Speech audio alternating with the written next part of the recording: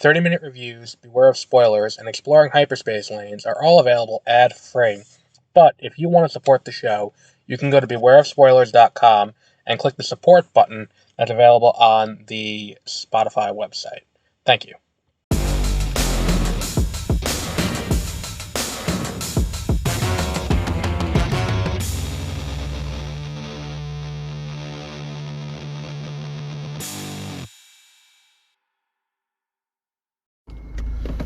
Good evening, and welcome to Beware of Spoilers. I am Adam. If you listened to this morning's episode of Beware of Spoilers, where I said I was going to be doing Poor Things today, you're probably confused reading the title, Why Did You See Ferrari? Well, I decided to see Ferrari instead, because the theater was a little bit emptier, and, you know, we've talked about it before. I prefer to see a movie in a theater where I can get a seat on either side. I like to have space. I like to, be able to not stretch out, that's the wrong word, but I like to not have people I don't know directly on top of me in the middle of cold and flu season.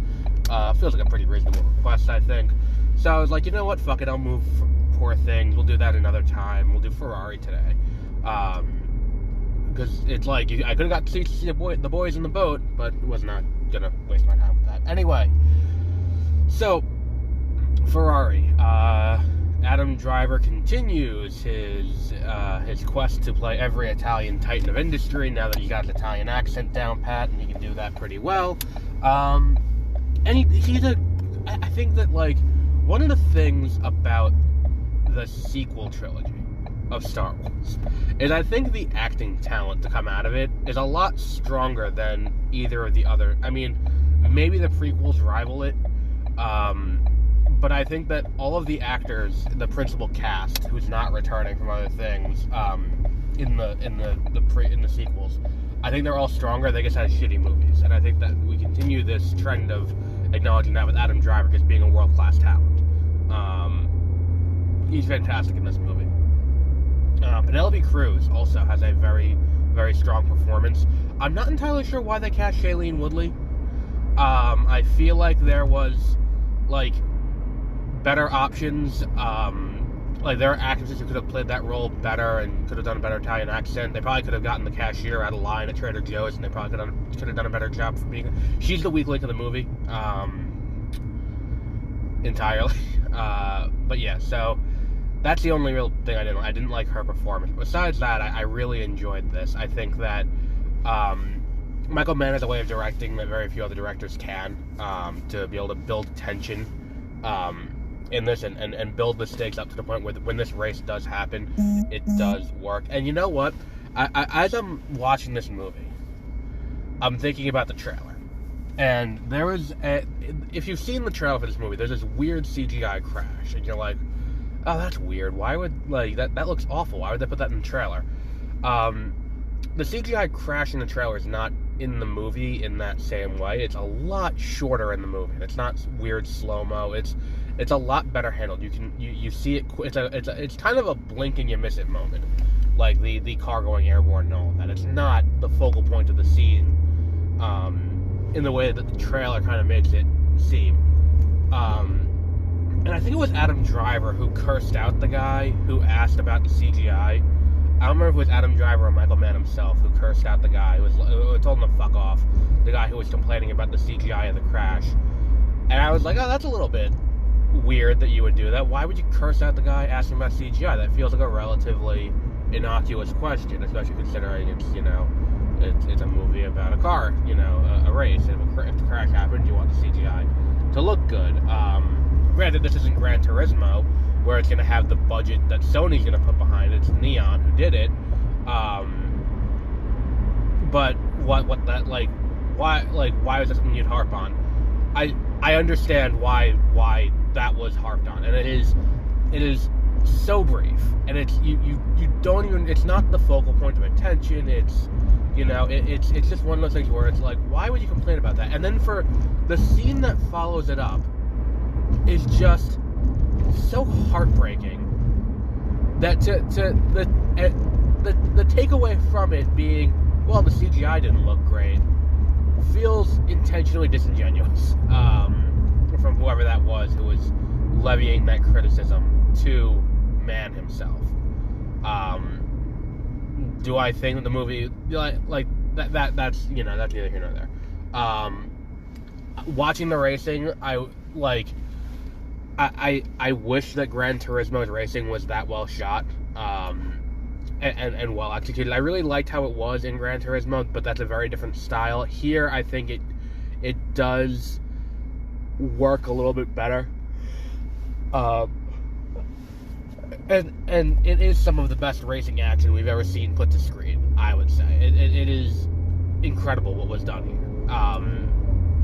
And as considering we're not dealing with like ultra high speed, racing. It's these are cars from the 1950s or 60s. It's like it's not a terribly we're not dealing with the cars now in NASCAR or anything like that where it's like, oh, these cars are going like 150 miles per hour. Like these cars are maybe capping out at 80. Like you see similar stuff on the highway. Like now, if you're driving, like you're going that same rate of speed, kinda, and it's for it to look as cool as it does, and for it to to have the tension that it does, and to have the everything about it, the way the visual language, the way it is, it's definitely worth watching. For that alone. What else do we have with this? I think we addressed that. We addressed the cinematography. Did we address the cinematography? I don't think we addressed the cinematography. Let's go back to cinematography for a minute. Cinematography is great. Michael Mann, director of Heat, he knows how to compose a shot, and he does a beautiful shot. He does a beautiful job here. What else we got? The score is great too. And specifically, again, one of the things we've noticed a lot this year is not just score, but lack of score. Times that we drop the music out and let the scene speak for itself. Which, when you have the score as strong as it is, those moments really pop a lot better. And yet another example with this movie of letting scenes speak for themselves without the score. Fantastic job all around on that. I didn't see who did it. I didn't sit through the credits. I really had to go to the bathroom. But fantastic job to whoever did the score of this movie. Why do I feel like the name that jumps to mind is Trent Reznor? I'm not entirely sure why. That is probably entirely wrong. But yeah, what else do we have to talk about with this? I feel like there was definitely more to address. You know what I liked? I liked that they opened with text on the screen to kind of set the stage. I think that was an interesting thing. You don't see that really a lot in biopics. You get a lot of biopics like Air, or Corp to Pick, or whatever we're calling it now. These things that are, biopics for corporations and stuff like that, where it's like we kind of have to get you in media res and get you to know the character, and then kind of introduce what they do and all of that. You don't really get that here. It's kind of like here's like a small 3 sentences. Understand where we are, what we're doing. Good. Onward. Let's go. We got this. And I think that does also benefit the movie greatly, instead of having it be, I think that at 2 hours and 10 minutes already, to begin with that, like, having to spend more time getting people up to speed would have been not great for the movie. I feel like there's definitely more to address.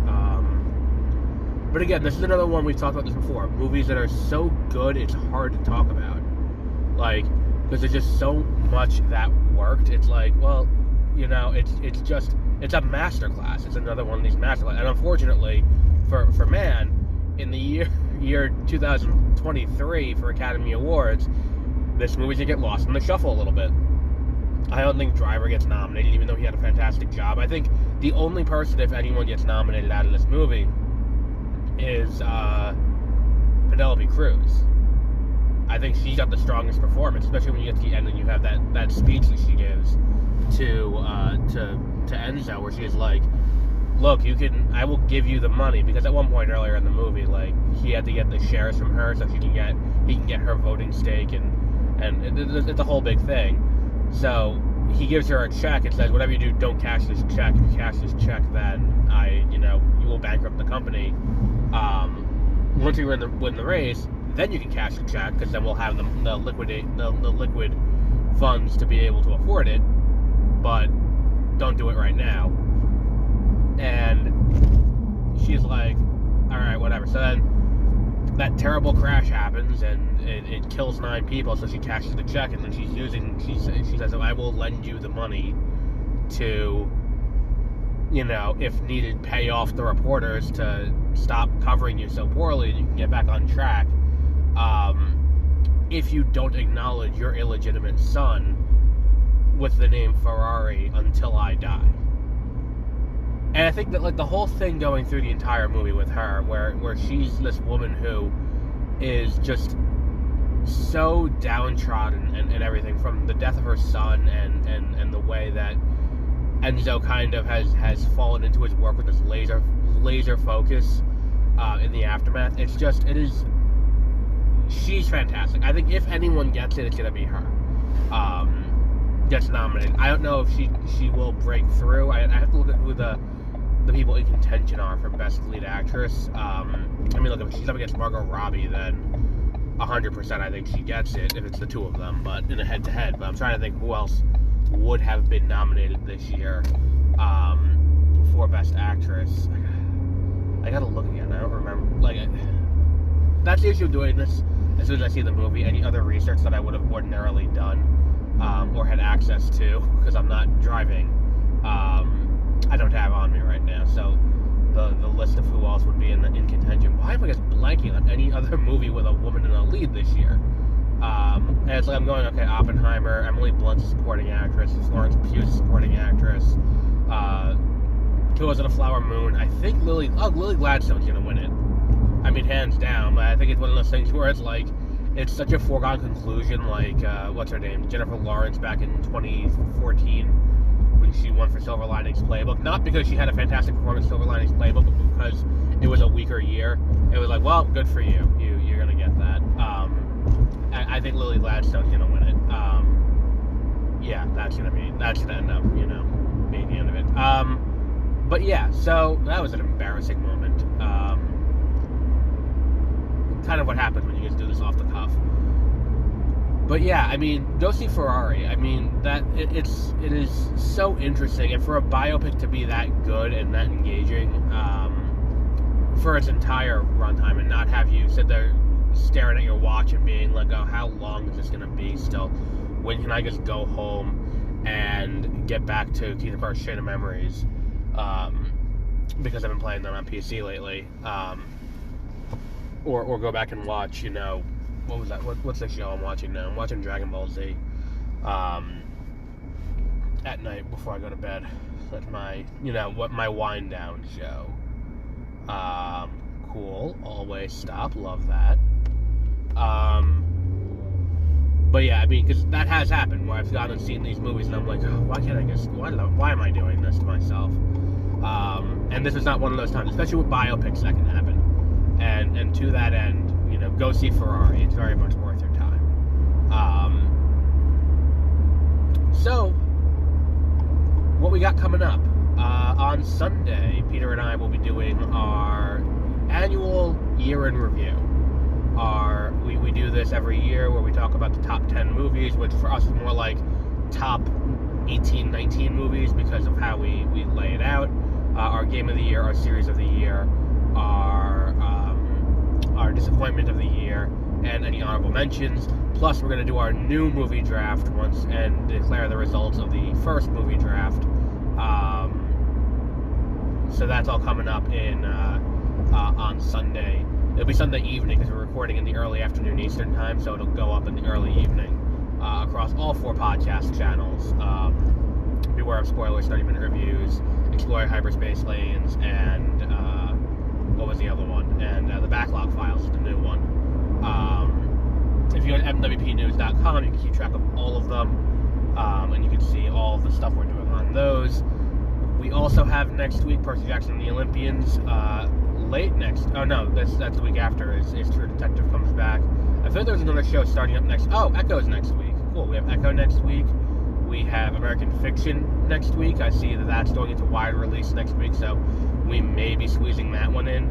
And The Beekeeper with Jason Statham, directed by David Ayer. Poor David Ayer, by the way, where it's like, look, the poor guy's got a brand new movie coming out, and all people are talking about is the fucking Ayer cut of Suicide Squad. And goddamn, like, if there's any reason to go see Ferrari or any big prestige movie coming out in theaters, it's the entire point is to see the entire little, like, not entire point. The best thing I can do, even if it's a movie you're only proximately interested in, is you will see the Dune trailer before it. And let me just say, that Dune trailer, every time I see it, when Paul uses the voice on what's it called? When Paul uses the voice on the Bene Gesserit woman, like, from then on, it's just straight chills. And that movie is going to be easily one of the best movies of this year. So I'm looking forward to that very much. So we'll be talking about that in March. But we'll wrap up there for today. Check out Ferrari. It's in theaters from Neon. It'll be on streaming, premium VOD, I would say within the next few weeks if you don't want to go out. But this is definitely a movie to go see in the theater. It's worth your undivided attention that a theater experience can provide. But we will wrap up there for today. Until our next episode, have a great rest of your week.